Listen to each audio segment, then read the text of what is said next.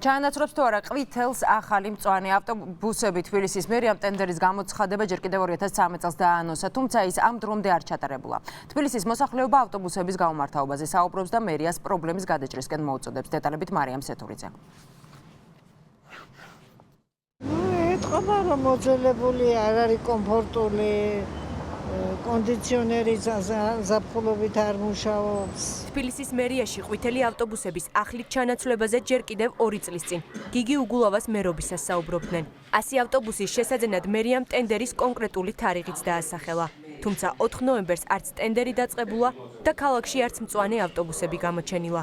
თბილისის ვიცემერი ამბობს, რომ თბილის ახალი ევროსტანდარტების შესაბამისი ტრანსპორტი სჭირდება და ამისათვის ტენდერი უახლოეს მომავალში გამოცხადდება.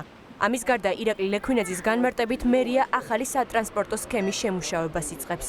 რამდენიმე თვეა უკვე ჩვენ აქტიური სამუშაო პროცესი გვაქვს და ამ საქმეში გვაქვს პროგრესი. ჩვენი ხედვა ესეთია, რომ პირველ ეტაპზე მოხდეს გარკვეული რაოდენობის ავტობუსების შემოყვანა, ეს უნდა მოხდეს საერთაშორისო საფინანსო ორგანიზაციების ფინანსური და ტექნიკური მხარდაჭერით.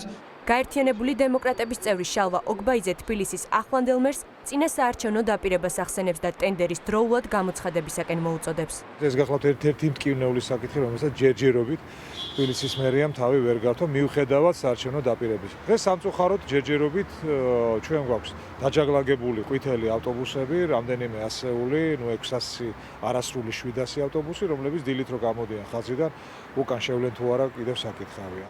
გარდა ავტობუსების გაუმართავობისა, მოსახლეობა მის სიმცირეზეც საუბრობს.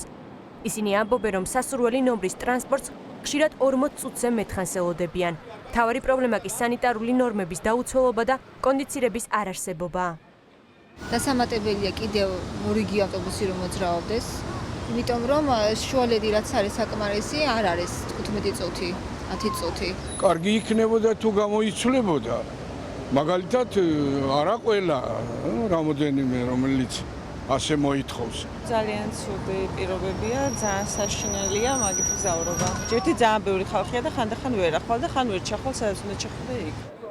ჯერჯერობით უცნობია, როდის ჩაანაცვლებს ყვითელს ახალი ფერის ავტობუსები, თუმცა მერიაში განმარტავენ, რომ ის აუცილებლად საერთაშორისო სტანდარტის შესაბამისი და შეზღუდული შესაძლებლობის მქონე პირებისათვის ადაპტირებული იქნება.